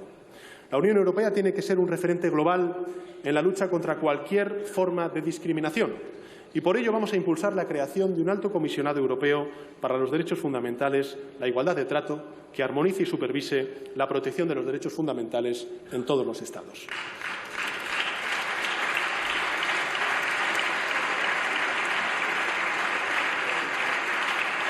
Europa, señorías, es mucho más que un mercado. Es una auténtica comunidad de valores humanistas y si abdica de la defensa de estos valores pierde su razón de ser. Esa es una visión con la que España sigue abrazando el ideal europeo. Señorías, con esto concluyo la recapitulación de algunas de las medidas contenidas en el acuerdo de coalición progresista. Son todas ellas medidas alineadas con los Objetivos de Desarrollo Sostenible y la Agenda 2030 con la cual este Gobierno se compromete y pretende precisamente alumbrar la España que queremos para la próxima década. He comenzado exponiendo los valores que sustentan la orientación progresista de una coalición progresista para las que le pido el apoyo. He continuado describiendo la actitud integradora y dialogante que vamos a mantener con todos y cada uno de los grupos políticos, he definido su método de trabajo como activo y he enumerado por fin su programa. Señorías, hace justo 2 décadas, Europa adoptó la moneda única. Nada parecía detener el afán de la Unión de expandir sus límites y su modelo de economía social de mercado, primacía del Estado de Derecho y valores democráticos. Hace justo 1 década, una devastadora crisis económica nos golpeó y nos obligó a frenar en seco. Esa misma Europa no supo responder con eficacia ni con equidad y descubrió de repente sus limitaciones. En este tiempo, España, nuestra nación, ha tenido que curar sus heridas sin casi poder pensar en todo lo que se ha dejado por el camino y en el precio a pagar que se ha pagado en términos de desigualdad y precariedad. Ante este cambio de década es hora de recuperar y de reparar las secuelas que aún permanecen en la sociedad española, sentar las bases, en definitiva, para la tercera gran transformación de nuestro país. La primera transformación nos devolvió, señorías, a Europa y nos alineó con un sistema de libertades y de derechos sociales. La segunda transformación nos convirtió en referente de igualdad y de oportunidades en Europa y en el mundo. Y la tercera nos emplaza a encarar los grandes retos de nuestro tiempo, a encarar la transición ecológica, a encarar la revolución digital, a encarar el debate y el desafío de la desigualdad, a saber entendernos y saber conocer y respetar y reconocernos en la diversidad de identidades que tiene nuestra nación. Y a la vez que alcanzamos la plena igualdad de género y una mayor justicia social que nos haga sentir a todos integrantes de una misma comunidad. Señorías, hay grupos de esta Cámara que evidentemente no comparten las ideas que les he expuesto. Y yo soy consciente de ello. Lo mismo sucede en nuestros centros de trabajo, en nuestras familias, en nuestro vecindario. Y eso no impide dialogar, alcanzar acuerdos, convivir a diario entre todas y todos. Por eso insisto en el compromiso de hacer del diálogo una herramienta que vuelva a reconciliar a la política con la calle, con una sociedad que ansía de nosotros grandes acuerdos, grandes pactos, grandes consensos, que vuelva a la cultura del acuerdo, que se aleje el enfrentamiento. En unos minutos, señorías, abandonaré esta tribuna y después escucharé con atención sus intervenciones. Y cada portavoz empleará su tiempo como estime oportuno. Lo único que les pido humildemente es que piensen en la gente que nos ve desde sus hogares. Suban a esta tribuna, expongan una visión alternativa al programa que he expuesto, defiéndanla con pasión, con la convicción que les dicte su conciencia, voten según su criterio, porque será, señorías, un honor escucharles y debatir junto a ustedes.